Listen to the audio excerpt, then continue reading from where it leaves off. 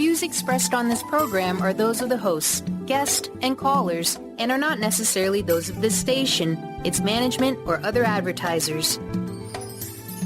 You're listening to Transformation Talk Radio.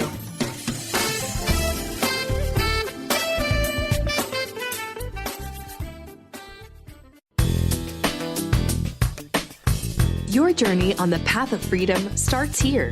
A Life Untethered with Andrew Martin. Walking the path of freedom is a celebration of those brave spirits who have faced their fears and reclaimed their power. Andrew is dedicated to challenging the old paradigms and setting you on your path to living a life free from limitation. You're about to begin the journey of becoming your higher self in a life untethered. And now, here is your host, Andrew Martin. Hello, everybody. Happy Thursday. How are you? I am coming to you live from Moonlab Studios here in Greenpoint, Brooklyn. Welcome to A Life Untethered with Andrew Martin. And that's me, Andrew Martin.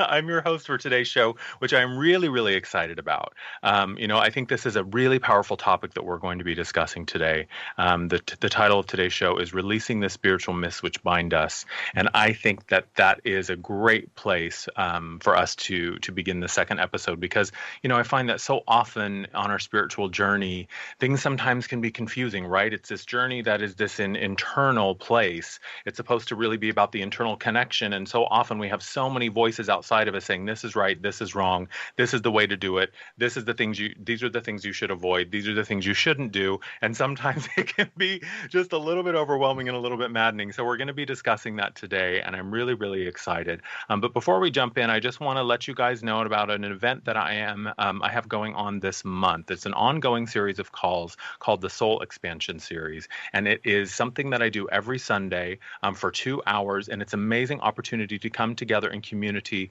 to do question and answer, to receive intuitive insight and guidance. And then we finish out the call with an amazing energy work session. So go to my website, thelightedones.com, click on the events tab, and you will see all the information to read about that and to sign up. And I just wanted to take a second to let you guys know about it because it is something that is one of my favorite things to do. I do a lot of things on my path of service, and that has quickly become one of my favorite things to do. So please check it out, and if you're interested, register. But let's jump into this. Today, my guest for Releasing the Spiritual Myths Which Bind Us is an amazing woman, Christine Upchurch. She is a writer, she's a teacher, she's an inspirational speaker. She has her own radio show called The Christine Upchurch Show. She's a creator of The Vibration of Change, but most of all, I think most relevant for today's discussion is she is a spiritual myth buster. I am really, really excited to have her on my show. So please welcome her. Hello, Christine.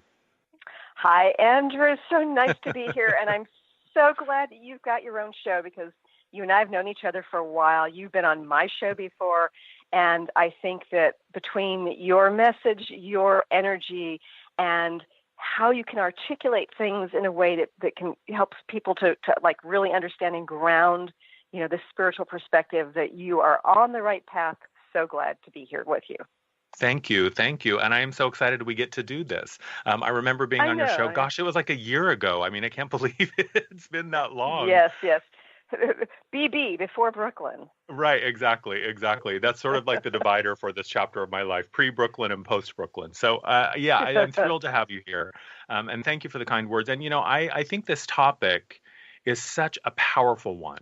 This idea of these spiritual myths and, like I sort of begin to touch on and dig into it in the opening, it's so often I think we find ourselves sort of bound by the ideas or these external ideas. So, I just want to jump right into this. Let's open this topic up and, what are, being a spiritual myth buster as you are, and I think that we sort of have a connection there as kindred spirits on this mission to sort of bust these myths.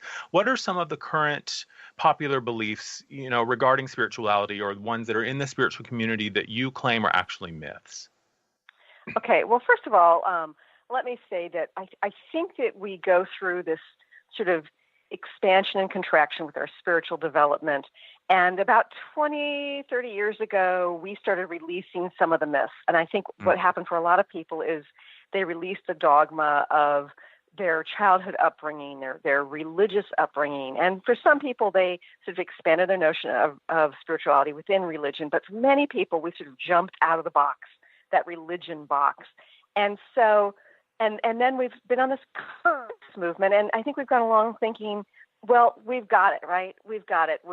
There aren't any myths anymore because we've released that dogma. But indeed, we've created this new kind of dogma, and we think of these things as spiritual truths, but it's really a new set of rules. And these sets of rules, I mean, it varies. I think the number one is that spirituality is something we should seek.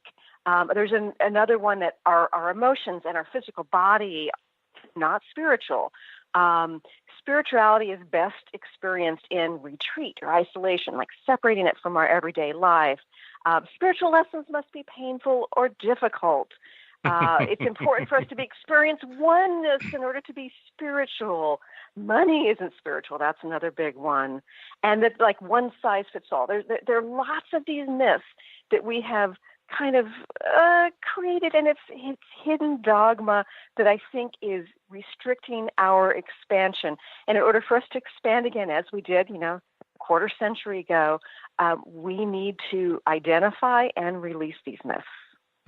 And there's so much juicy goodness in this topic, and I can't wait to dive into all of it today with you. And so it kind of sounds to me like what you're saying, and I think that, this has been sort of my experience, is that I think we often take sort of that cookie cutter idea of right and wrong, sinner and saint, good and evil, for that we oftentimes inherit from a religious perspective.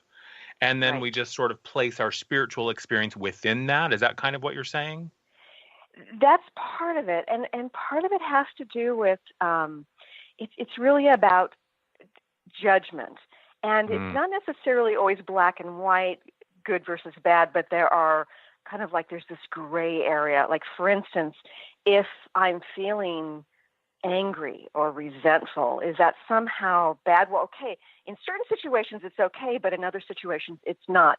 Kind of like, okay, I'm in this gray area. I'm feeling something that when like somebody has harmed an animal or dropped a bomb, for me to be angry about that, that's okay. But for somebody to behave a little nasty towards me, in a store, in line, that it's not okay for me to be angry because I'm not being loving enough. So it's not always the black and white, but it does involve the judgment, either the self-judgment or the judgment of others. Right. So somehow it almost seems like sort of an underlying idea is that I'm supposed to sort of avoid my humanness or transcend this, very real experience of having emotions or having feelings or, like you said, having a body. Right. And it's as if we're supposed to reach this lofty place where we're no longer in this human experience almost. Yes. And if you think in terms of energy, I've been working in energy healing for 15 years now, and there's the high frequency vibration of energy, the light, the healing energy, the energy of connection, that intuitive flow. That's the high frequency vibration. But we have the lower frequency vibration here on Earth of the material world, of the emotions, of the sensations within our bodies. And I think that we've kind of dichotomized like the godliness of certain vibrations and the heathenness of the other vibrations. And really, if you think of our world and this earth as this huge creative project of the expansion of God, universal wisdom, whatever you want to call it, then it's all spiritual. Right. And so we are actually not navigating as sort of like, okay, we're spiritual in this way and we're not spiritual in that way.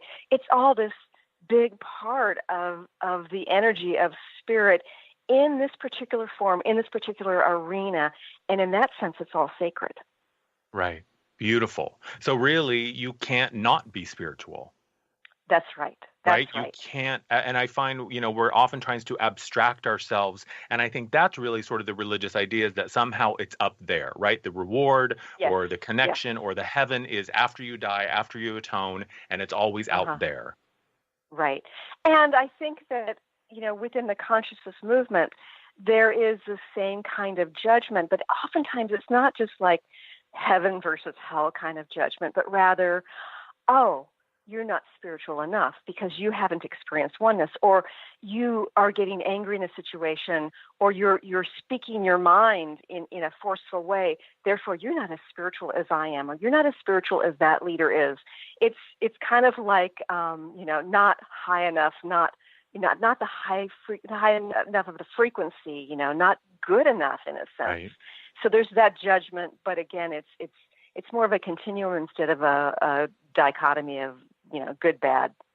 Right. Yeah. And someday, it's like we hold ourselves hostage and each other hostage by saying there is this level where you are or are not spiritual.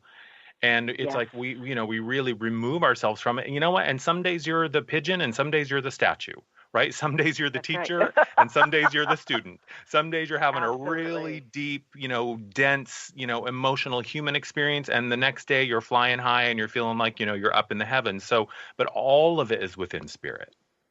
Absolutely. Right? You can't not be spiritual. Right. And I think that if we shift our focus about what is spiritual and what's not, and start to view it as all spiritual, then what we do is we're kind of engaging this duality within us, which can be very healthy. That is, we are the human experiencing these things, including the spirituality, but we also become the observer of, if this is all spiritual, then what's going on here and what am I to learn? What am I to contribute? And it all serves a purpose on our paths and the spiritual paths of Earth. That's beautiful. Beautiful. I love that. So when we come back, we're going to continue this amazing conversation. We're going to talk about cultural perspectives and really where spirituality and religion oftentimes intersect and what that means for us now at this time on the planet with this amazing transformation occurring. Go to transformationtalkradio.com. If you have a question for us, you can call the 1-800 number or look on the screen there. You'll see a little box where you can enter your question for myself or Christine. We'll be back in just a minute or two with Christine Upchurch. See you soon.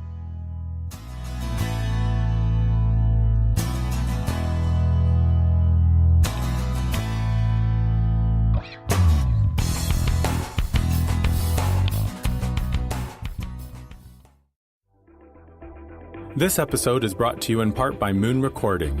Moon Recording is our proud home here at A Life Untethered and is located in Greenpoint, Brooklyn. If you have any recording needs, you should definitely check them out. They offer affordable recording services to musicians and podcasters, and their friendly staff specializes in recording everything from full bands to vocals in their vocal production suite. For 1 hour free, visit moon.nyc and enter code UNTETHERED when booking your first session.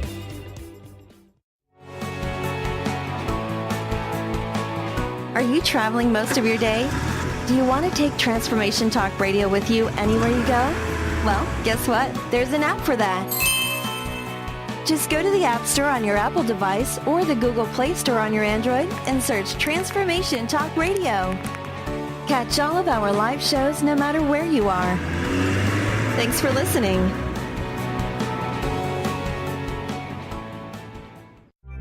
When your body is awakened, your spirit comes alive. Dana Canetto is a transformational guide, embodiment coach, and spiritual mentor assisting women in realigning with their truth and embodying who they are by connecting to the wisdom of their body. Tune in every month on Transformation Talk Radio and the Dr. Pat Show Network for Body Divinity Radio with Dana Canetto. For more information on Dana and her services, visit danacanetto.com. That's DANACANNETO.com. Tune in to Mainstream Metaphysics Radio to harness your connection with the universe to effect change for optimal success and happiness. Named one of the country's top psychics, Eve now brings her insights and gifts to this weekly hit call-in show, joined by visionaries, leaders, and gifted others, but mostly you. Jot it down, Thursdays, 10 a.m. Pacific, 1 p.m. Eastern on TransformationTalkRadio.com.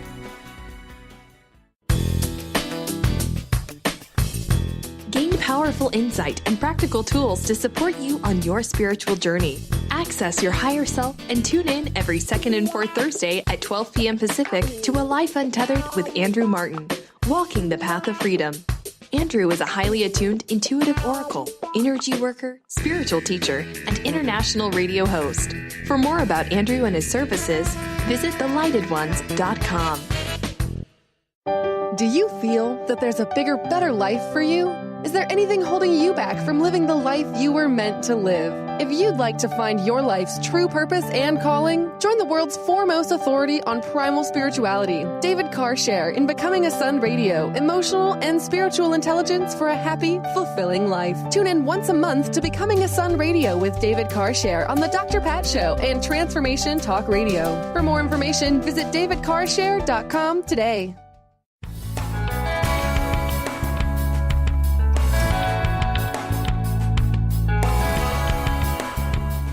Hello and welcome back.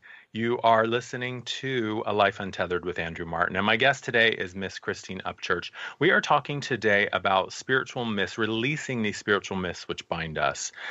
This is an amazing conversation and such a fascinating topic to me. And in the first segment, we were talking just kind of about this idea of, sort of a spiritual experience and what is that, and, how do we sort of navigate our way through that. What I want to talk about now, Christine, is, this idea of the cultural perspective, right? Like, I think this idea of, this religious training, and I don't want to bash religion. I don't think that that's the point of today, but I think a lot of times religion comes with this indoctrination, and it creates this idea in our minds that, the holy man or the church or the organized religion is the only way for us to connect with the higher power. And I think that we're kind of waking up to that that's not true. Well, we are, and if we look back, hundreds, thousands of years ago, we can see that some of the spiritual myths, were absurd. Like, it's important to sacrifice a human or an animal to get God's good graces, that kind of thing.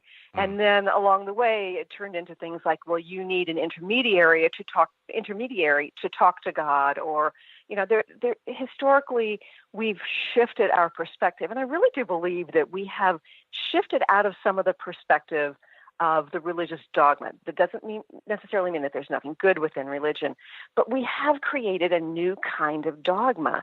And some of it is kind of based on this religious, kind of dogma, but other aspects of it are not.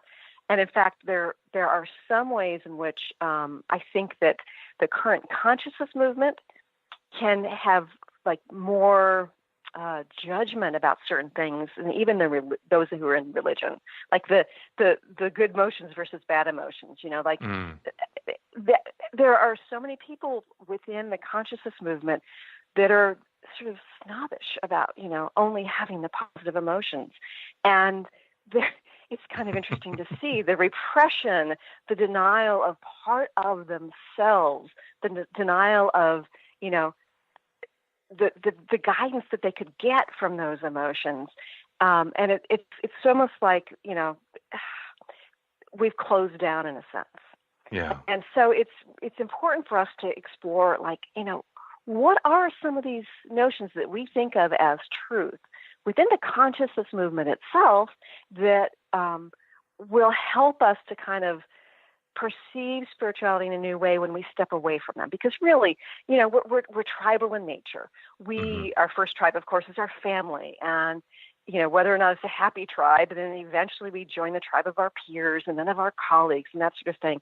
And ultimately, I think many of us find our way to spiritual tribes. And so in order for us to actually excel and expand the evolution of the tribe, we need to question the assumptions of the tribe, to question the belief system of the tribe. And so, within the tribe, this consciousness movement tribe, there are several beliefs that really aren't necessarily even, offshoots from religion that are causing us stagnation, keeping us from evolving more. And, one of the classic ones, I think, is that spirituality is something we should seek. That's like number one myth. I'm working on a book about these spiritual myths right now, and that is the number one myth that I list.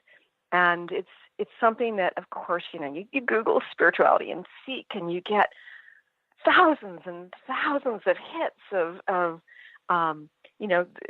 not just in religion, but in the consciousness movement of blogs and books and websites. And really, we need to say, okay, well, why is it we should be seeking our spirituality? First of all, is there something missing? Is it somehow hidden? I mean, in our culture, our first notion of the word seek is in hide and seek, right? Yeah. And so as kids, it's like people hide and then we have to go find them, and sometimes they're hard to find. So is there something missing? Or is it something as real as our five senses? Like, do you say, well, I'm not sure about taste here. Am I tasting things correctly? Do I really taste this chocolate cake? Am I doing it right? Do I need to really meditate first before? Yeah, yes, there are ways of consciously eating chocolate cake and doing it in a less conscious way, but we don't question whether we've got taste buds to experience it. So I think that we need to, first of all, think that it's something that's natural, and secondly, not be seeking so much outside of ourselves, which is the other thing that has happened. It's kind of like, I'm not worthy of myself to have this experience. I need to seek externally.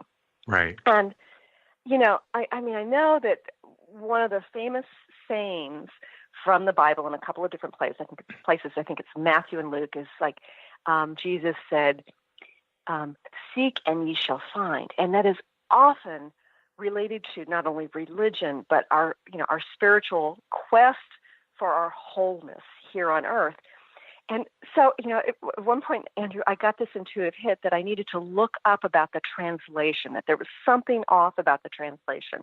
And I ended up finding that when the Bible was translated into English, there's a nuance about the tense associated with it.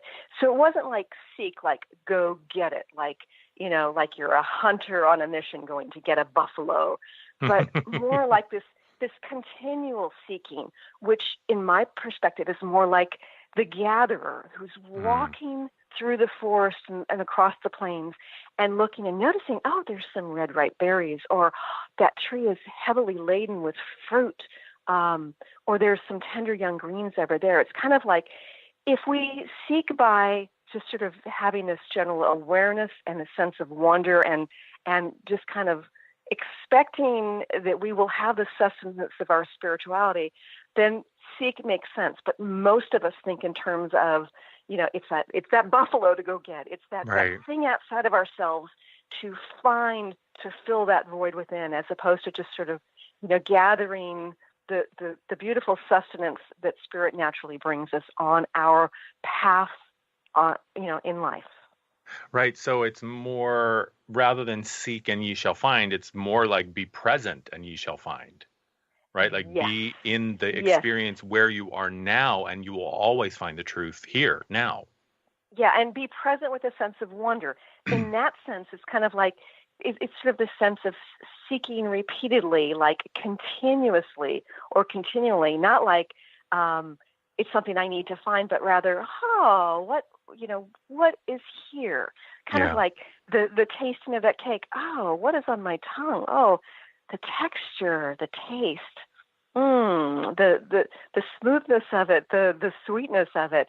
It's really about, yes, being present, but with a sense of wonder. Right. I love that. And I call that like being neutrally curious about just the present moment. Because to me, that when I think of, okay, spirit always seeks expansion through experience. That's why we're here, is just an experience of all that is in a way that it's never been done before. And so it chooses, it chooses through you, through the experience of Christine and the story of Christine. Right. And it is just curious, what is it like to be Christine Upchurch? I've never done that before. Right. And it's not about the beginning, middle, and end. It's just the arc of the entirety of her journey. Right. And what's interesting about this is that I believe we've got parallel realities, right? Mm-hmm. So I've actually experienced one of my own parallel lives as Christine Upchurch, where I no longer moved. I had not moved out of Nebraska when I was 15 to Massachusetts, but rather was still in Nebraska. And I've actually gained some important insight from that life. So if there are all these different parallel realities, then yes, it's kind of like this curiousness. Okay, if I make this decision or I shift my perception about this, how will it change? How will my life change? How will the expansion of, the universe shift from this particular experience? Right. And just being curious about that, rather than saying this is good or bad, right or wrong, I'm a failure or I'm a success. It's just, what is it like if I do this? And what is it like to be in that experience right here, right now? Yes, but I think it's not just about us staying in the observer role, because I think, again, what happens to a lot of people who are on their spiritual journeys is they think, I shouldn't have this physical experience or this certain aspects of our emotion, my emotional experience, and therefore I will just continually stay in the observer mode. But I really think that we have to balance it out, because we incarnated into human form to have the fullness of the experience. Yes, bingo. I mean, that's you, we, me, everyone listening chose to be a human because that was what was next. And so you're here to have the fullness of the human experience. So why do we hold ourselves hostage from saying like, ooh, I shouldn't feel that, that's bad, or ooh, that's low vibration, or ooh, that's high vibration. It's just vibration, and it's you as a human, doing the best that you can in the moment. And sometimes that's a great day, and sometimes that's I want to hide under the covers and eat ice cream and watch Netflix day. I mean, it's all within the realm of our experience. Yes, and we have to ask ourselves, are we loving ourselves through every aspect of it? Like, do we have compassion for the self who wants to eat ice cream and then climb under the covers, or do both at once? Yeah, totally. Nurture yourself through that while you're crying and eating ice cream or whatever it is. Oh, yeah, exactly. It's so funny. I love that. As people often ask me, Andrew, am I on my path? And I say, hey, you know what? If you're alive, you're on your path. So let's stop looking for the path and just be alive. Awesome. So in our next segment, and I think that's a perfect segue, because in the next segment, we're going to look at this topic, this idea of spiritual myths, through the human individual perspective, right? What does it mean for me as Andrew and you as Christine and the listeners who may be, listening to this episode? Again, go to transformationtalkradio.com, ask us a question if you have one for Christine or myself, and we'll be right back.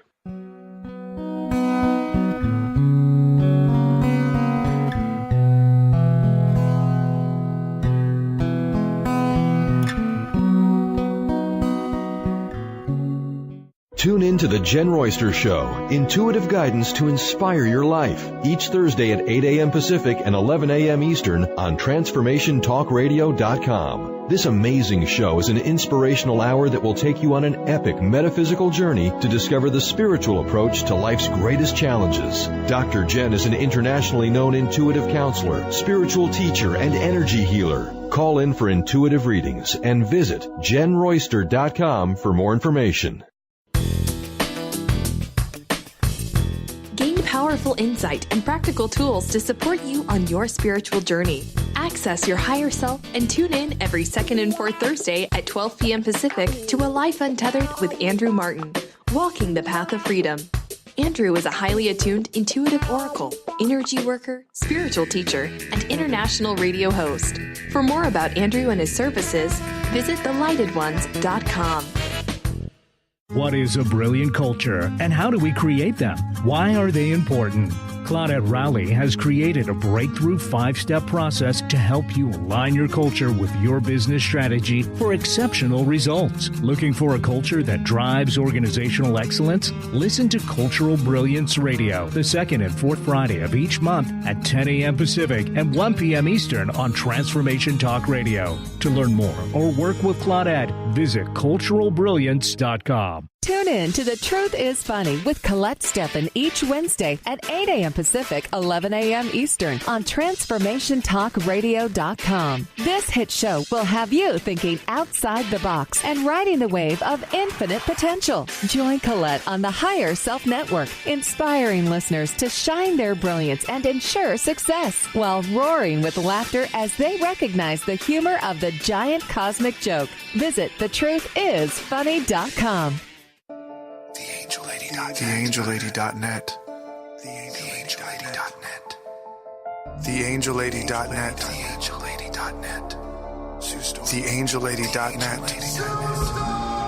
1-800-323-1790. 1-800-323-1790. Sue Storm. TheAngelLady.net. Be you plus live your purpose equals joy. That's the motto of Unstuck Joy with Vicki Todd. Vicki believes you were born with gifts that are meant to make the world brighter. Each show will feature an art visioning journal prompt to help you create your way to soul clarity. If you're ready to get unstuck and create more joy, this show is for you. Tune in every month on Transformation Talk Radio. For more information, visit VickiWorldArt.com.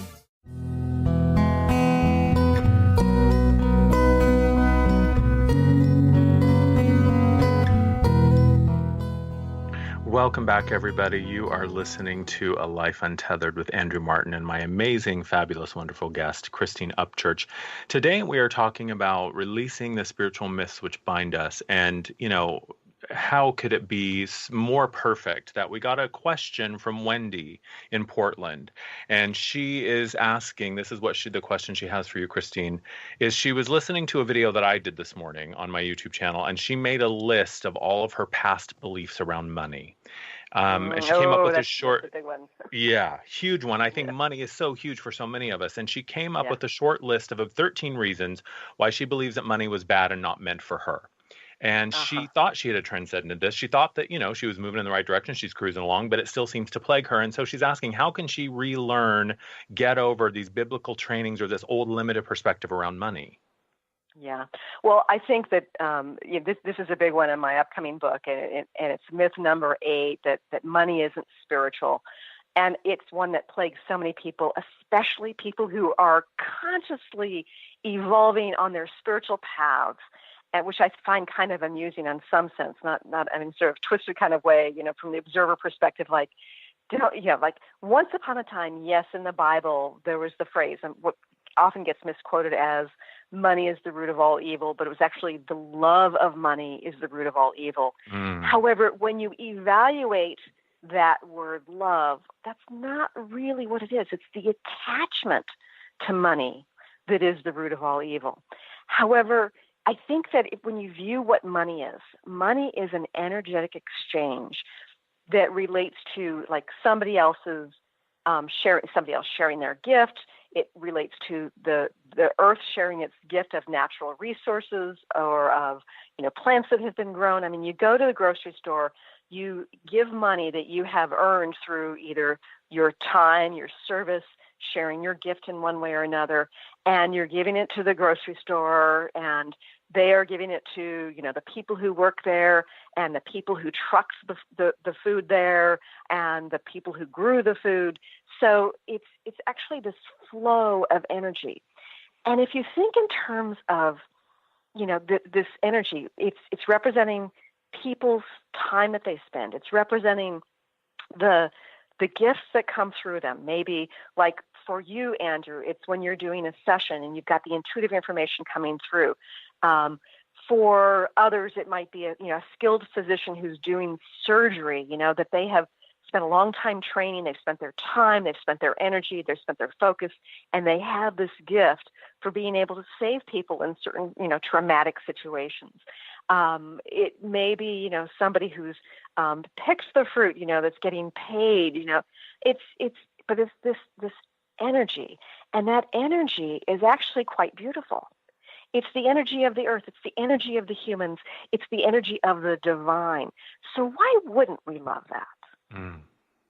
Yeah. And it is something that we often, we sort of abstract this idea of money out of this idea of abundance or the flow. And again, it's just, it is all the eternal, infinite flow. And when we're sort of tapped in, it's kind of like money. Early on in my career, I had a mentor tell me, we were trading readings one day, and he said, look, Andrew, he said, the money, the success, all of that stuff is only going to show up when it's not important. And I was like, what the heck does that mean? But what I understand now is that it's just what that saying is. When the focus and the point of it is, I'm only doing this for money, you're cutting it off.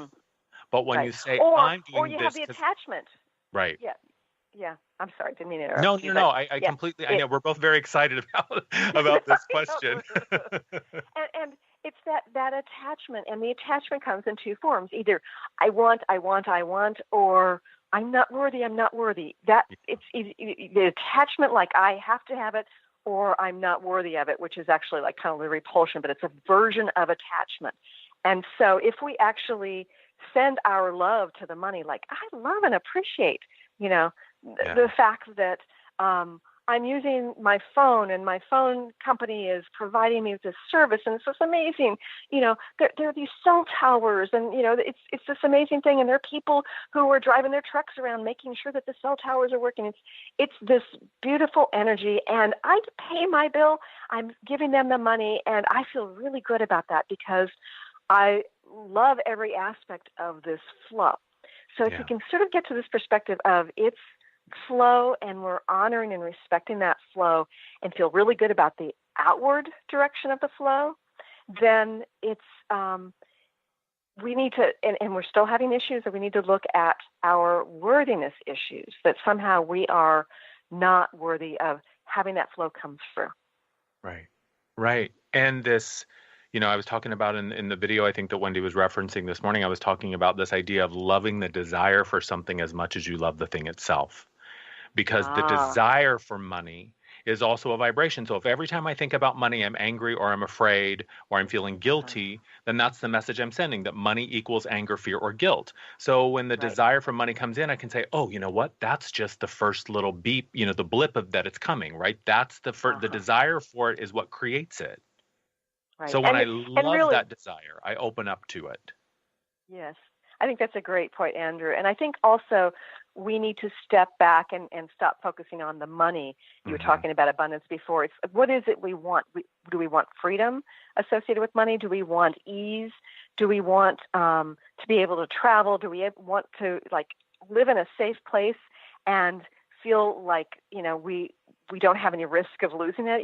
If we're really just sort of focused on what it is we want to create from that abundance, then if we have issues with money and we don't focus on the money so much, then it helps us kind of detach from our negativity, the negative aspects of our relationship with money, but rather we shift our focus to our relationship with abundance. Yeah, bingo. And I think you hit on something very important, is that it's not the money that you want. It's the things, it's the feelings that you think will come when you have it. Yes. Right? Yes. I want freedom. I want ease. I want joy. I want satisfaction. I want just to relax and, feel like, oh, finally all my bills are paid or whatever. So the relief. Right. So, finding a way to dig deeper and say, okay, I can call it money, but really what is money? It's part of abundance. And what is abundance is just that eternal flow. So why do I want to be tapped into it? Because it feels good. Yeah. Right? Because it's fun to be in the flow. It is fun to be in the flow. And I also think that we get stuck in the formula that we think is going to create what it is we want. Like, for instance, I had a client who, was about to make a life change where he was going to have much less money coming in, right? And he said, but I really want to be able to travel the world. And so I started asking about it. And as it turns out, he's got friends and acquaintances all over the world in some of the key places that he likes to travel. So I'm saying to him, well, isn't it kind of strange that you're worried about not having enough money to stay at these 4-star, 5-star hotels, but you have these people you could stay with. You could connect with them in deeper ways. They probably open their doors to you. And so all you'd have to pay for would be the flights and some of the food and, the expenses in the other countries. And it was like this light bulb was going off his head. So he was thinking, I can't make this life change in my career because I'm not going to be able to afford travel as I have done it before. But when you really focus on what it was he wanted, it was just the travel and not the how to get to that.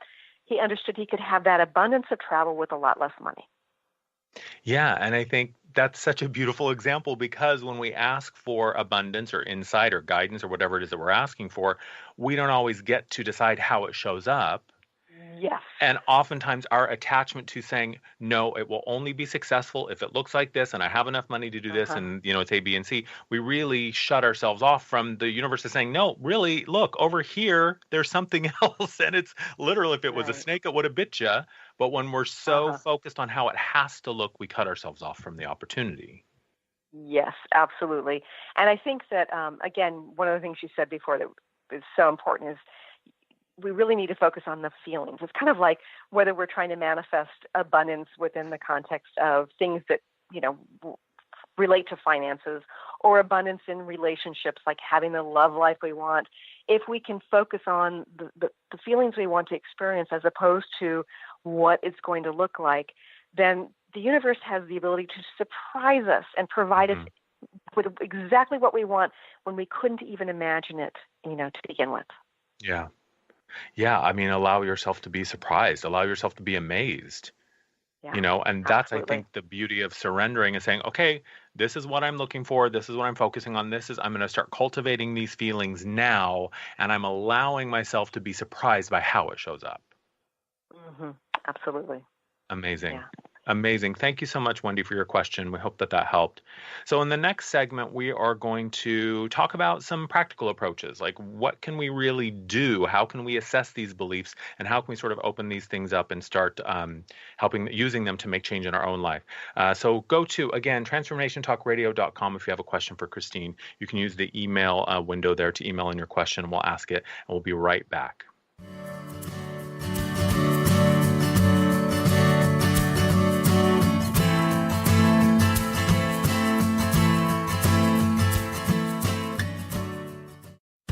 Thrive is what we experience when our mind, body, and soul operate as one.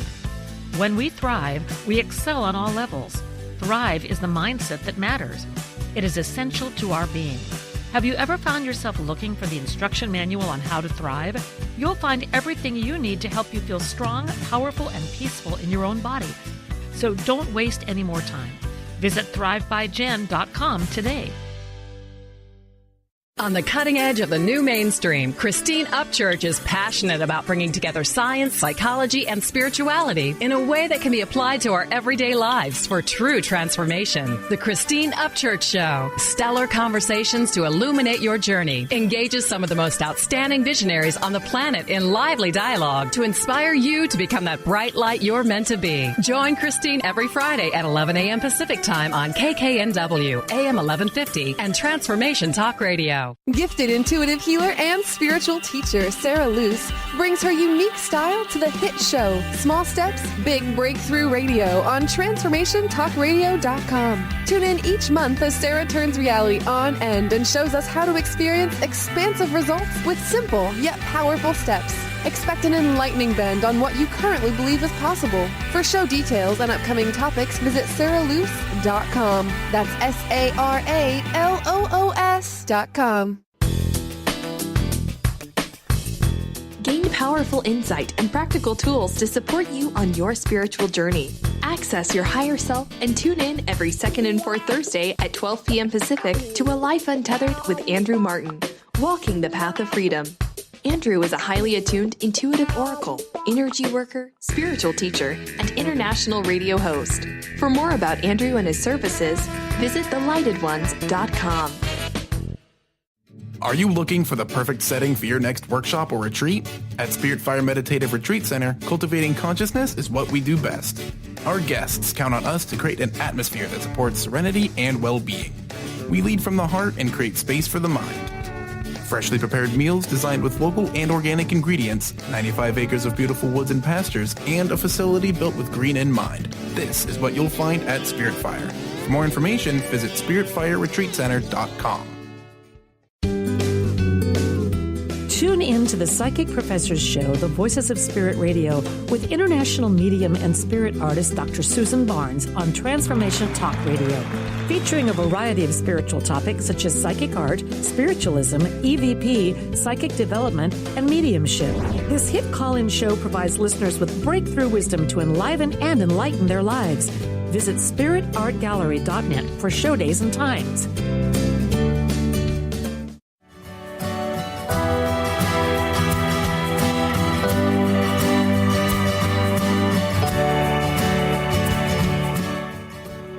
Hello and welcome back. You are listening to A Life Untethered with Andrew Martin, and that's me. I'm Andrew Martin, and my guest today is the wonderful, amazing Christine Upchurch. Christine, before we get back into this topic of the spiritual myths, how to release spiritual myths that bind us, how can people find you? How can people find you on social media, website, all that good stuff?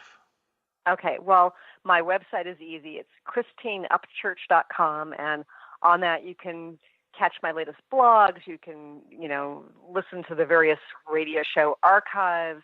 You can see, how to connect with me for sessions, whether it's coaching sessions or energy sessions. And then on social media, I'm Christine Upchurch, no middle name. My parents never gave me one.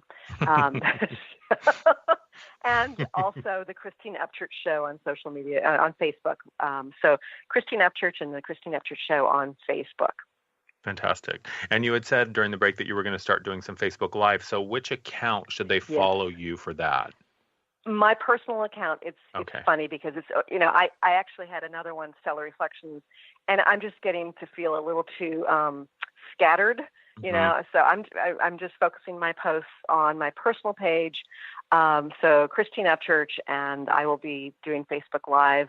It's something I've had several people tell me I need to do. I love to teach. I'm happy to teach, whether it's 15 minutes or 3 days. And so I'm just going to sort of get with the program and join do Facebook Live. Awesome.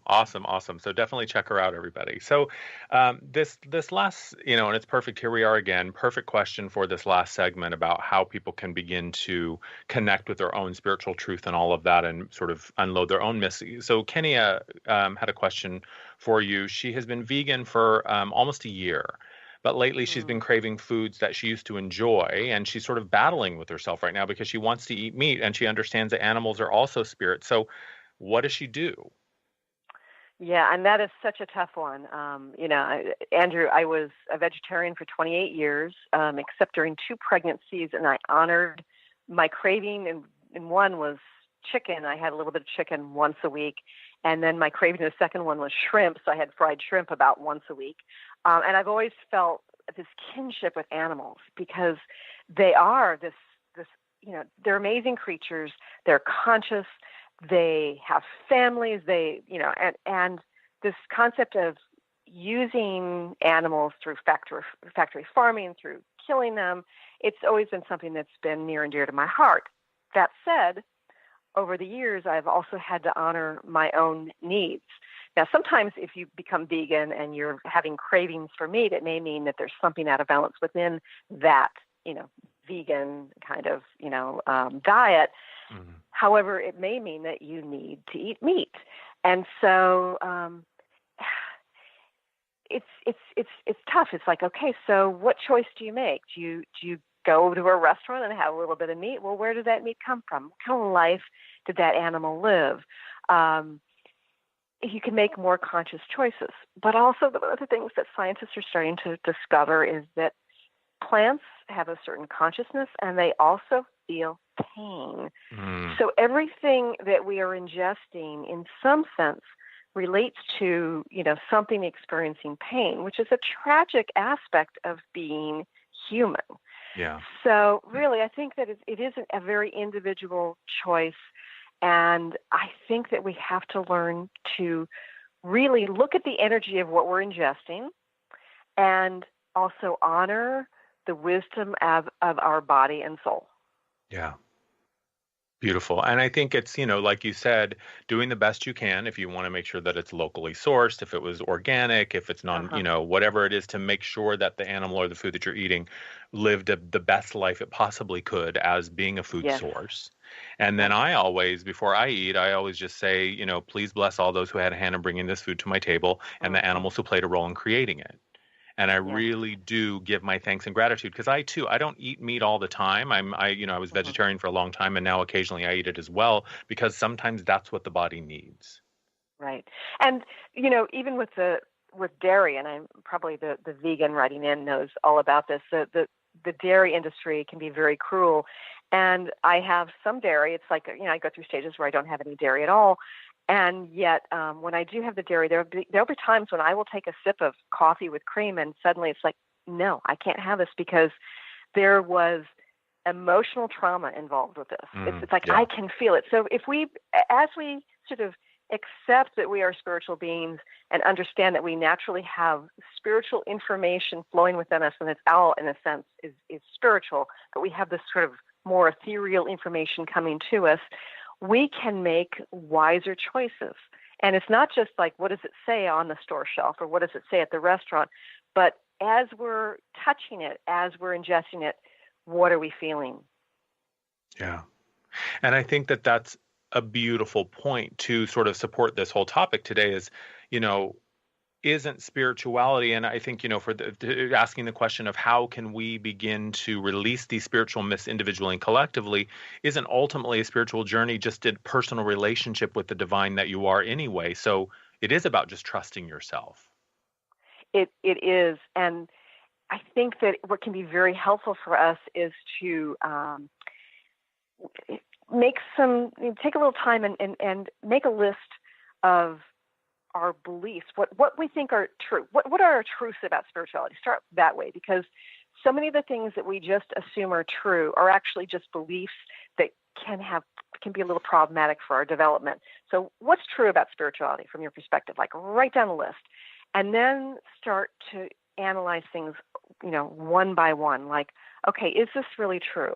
And one of the things that sort of like the question, the litmus test I offer for people in terms of is this a myth or not, is there judgment involved? Not like judgment as in discerning, but being judgmental, either towards ourselves as self-judgment or judgment of others. And if there is, then chances are it's a myth and it's not serving us on our development.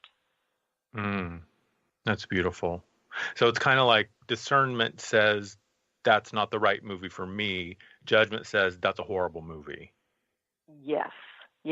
And I can't believe people made that and they spent money and no, right. Yeah. And discernment says, nope, just not for me. Mm-hmm. Right. Right. Or discernment might actually say, well, it's sad that there are people who want to focus on the blood and gore of that movie, Right. You can actually have emotions come up with it where you're instead of being judgmental, you're feeling the pain. Like, okay, we're just a minute ago, we were talking about the dairy and the meat industry. We can feel great pain associated with that. But we can also take the step back and say, it's not for me, or aspects of it are not for me. And isn't it sad that this is the way it is? And yet have some sort of trust that things will unfold as they are meant to unfold. Right. And I will do the best I can to honor what I know is true for me. So for me, that means not eating this or only eating that or whatever it is. Because what I always say is only you know what truth feels like. Absolutely. So trust it. Yes. Beautiful. So we have just a couple of minutes left, and maybe this is a huge question for, 2 minutes, but, I love what you've shared today. It's so beautiful, and I really do thank you for being with me today. But it sounds to me, what are some of the spiritual myths in your own experience? What have you been able to unravel for yourself through your journey and through the work with people? If there's just one thing that you can share that maybe someone can connect to, what is something that has really freed you? Well, it's funny because, I've had so many experiences over the years where I've had to do some deep spiritual work and grow and, facing cancer when doctors didn't have anything to offer me and healing myself, choosing to leave, the scientific realm working as a statistician and moving into healing, leaving certain situations, marriage, a working situation where it was toxic. There are several things along the way. And really, I've come to realize that as freedom-seeking beings, what we're really wanting to do is to step into our authenticity, our soul speaking through our lives. And that means releasing all sorts of things. It can mean releasing relationships. It can mean releasing, ways of life. But it also means releasing our perspective. And so for me, it's been the self-judgment that has come from external, beliefs. It's come from external judgment. It's come from a lot of internal programming of how I'm meant to live my life and who I'm meant to be. And really, I think that our spiritual wisdom comes in letting go of all those things that don't serve us, that aren't true to us, that allows us to show up more fully as a whole being, spiritual, whole human being in this life on this planet. I love that. Absolutely. Amen. Beautiful. Thank you so much, Christine. This has been lovely. Thank you so much for being here. Thank you, Andrew. And I look forward to talking to you tomorrow on my show. Yeah, everybody who's listening, I'll be on Christine Upchurch show tomorrow as a guest, so you can go back to transformationtalkradio.com and listen to us there. You can find me at thelightedones.com. Facebook, Instagram, and YouTube are all The Lighted Ones. Thank you so much for tuning in today and listening, and I will see you in 2 weeks. I'm the second and fourth Thursday of every month. Thanks again for listening to A Life Untethered with Andrew Martin. Have a great day. You've been listening to A Life Untethered with Andrew Martin. Walking the path of freedom. Continue on your path by visiting Andrew's site at thelightedones.com. There, you'll find tools and services to support you on your journey of expansion and evolution. If you missed any part of this show, while you were there, you can also download the podcast. Tune in live every second and fourth Thursday at 12 p.m. Pacific for A Life Untethered with Andrew Martin.